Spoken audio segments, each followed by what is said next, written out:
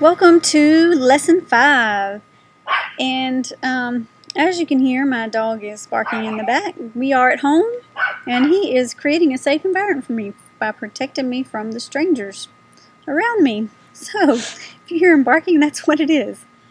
First thing we want to discuss here is our lesson plan that you're going to be creating. You'll be using the things that you've learned in this course to create your lesson plan. And in the article that you're going to read, there are some components, at least 5 components. I know that you probably already have your own format template that you might use, since most of you are teaching or have been in college to teach, but there are only 5 components that I will require for your submission. And that is, first, your objectives. Please make sure they're measurable objectives. Otherwise, we can't assess to know that we've met that objective. You want to communicate that with your students. Outline somewhere in your lesson plan where you've communicated it. You need at least 3 objectives outlining what they're going to know, learn, do. Then you want to reflect on those goals and assess their needs. The next part is the materials and resources that may be needed. You need to list all the materials you need for this lesson, so that you'll be totally prepared whenever it's time. Then the activities, you want to create step by step. What's the activity? You want to know how long these activities will take. You want them to be engaging, but we want to know that they're focused on the objectives and the curriculum. Also, you want to accommodate those different learning styles. Make sure your activities do that.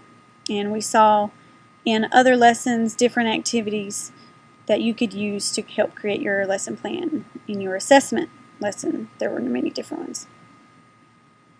Then the assessment here, you want to use to plan and adjust what will be taught.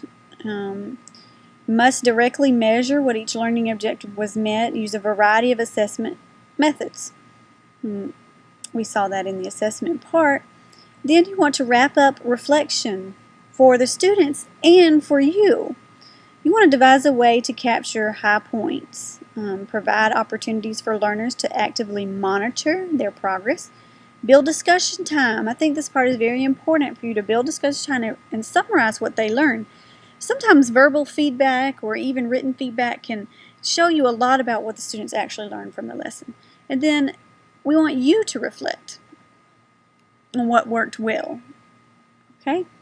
So those are the 5 components I would like for you to include. And then when you get to writing your objectives, there is a nifty little chart in this article that will help you in writing those. Here we go.